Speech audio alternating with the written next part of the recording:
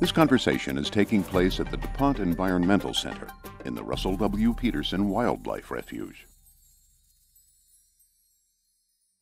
We're talking today at the DuPont Environmental Education Center in South Wilmington. And we're talking with Dr. Bernard Sweeney, the Director, President, and CEO of the Stroud Water Research Center in nearby Tuff-Kenneman, Pennsylvania, but we all know that's really Delaware anyway, so most of Chester County is Delaware. And we're talking with Bern because much of the work that the Stroud Center does has direct implications for people here in Delaware.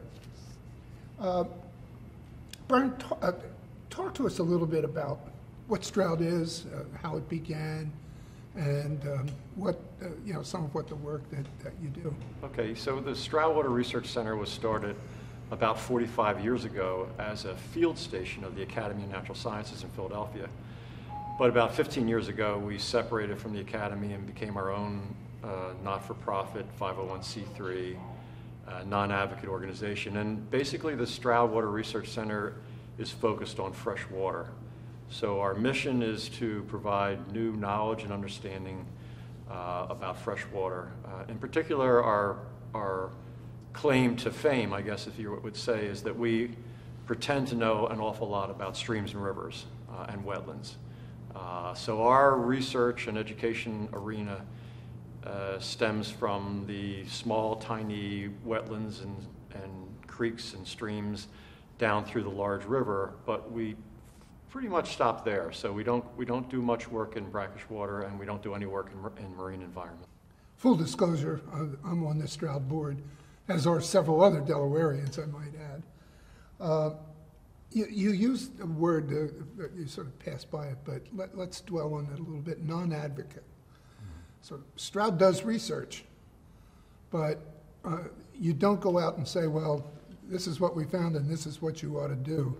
Right. We are a fact-finding and a fact-providing organization. So we get involved with a whole wide variety of environmental issues. We seek to understand the dynamics of those issues, provide the factual information, then put that information in the hands of the public so that they can make informed decisions about environmental matters.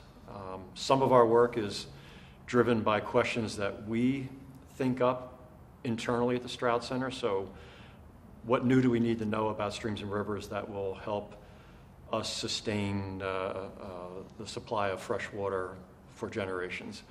But some of the issues we get involved with are questions put in front of us by the public, either by the state or federal government or by industry, saying, we have an issue.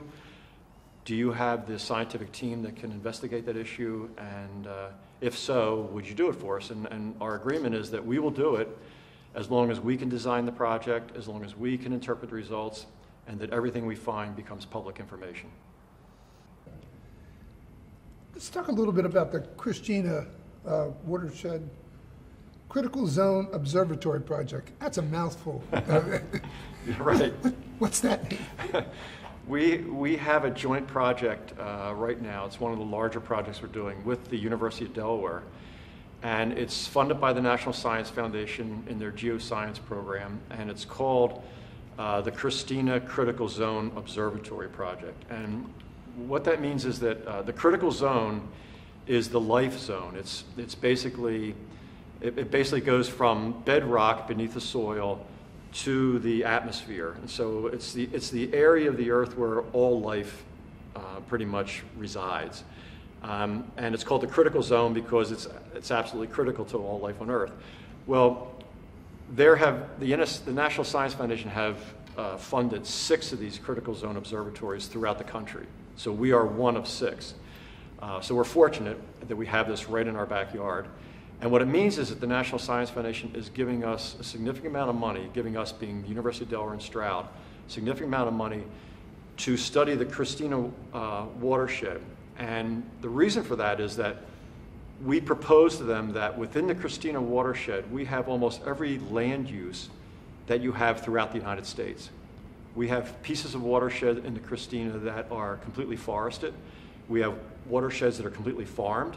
We have watersheds that contain a combination of housing developments in small towns. And then we have urban watersheds, like in Wilmington, right behind us.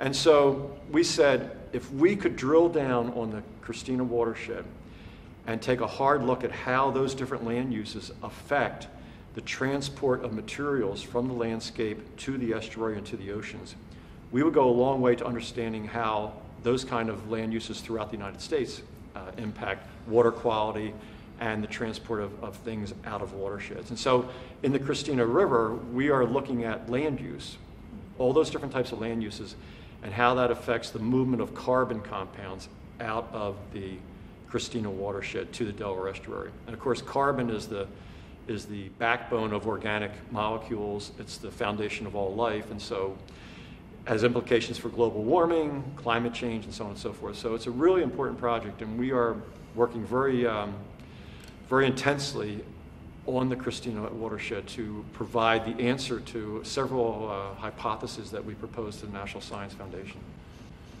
I've heard you say more than once that preserving good, clean water is the #1 environmental challenge for the Earth today. Talk about that a little bit. Yeah, Talk about your work in Central and South America. Yeah, I mean, it is. I mean, fresh water has become the lifeblood of the planet, basically. You know, you and I can go 30 days without food, but we can only go 3 days without water. All wildlife, all humans, all human activity is tied to access to clean, fresh water. Now, 2/3 of this planet is water, but only less than 1% of it is fresh water. So we're really talking about something that's pretty rare and precious. And the short story is that there is over 1 billion people in this world that have no access to clean, fresh water, potable water. And there's 2 billion people that have no access to good sanitation. And so you tend to get lulled into a feeling around here that there is no freshwater crisis, that we have all the fresh water we will ever need, that the quality of the fresh water is fine because we can turn our tap on and drink it. But the real story is that the freshwater situation around here is in crisis, and the freshwater situation elsewhere, like in South America, Central America, and Africa, is in dire crisis. I mean, you know, I just came back from Peru last month, and our work down there shows that just exactly what I said. There are thousands and thousands of people that are drinking water that is not potable, that are being exposed to toxic materials that are going to take their lives eventually in short fashion.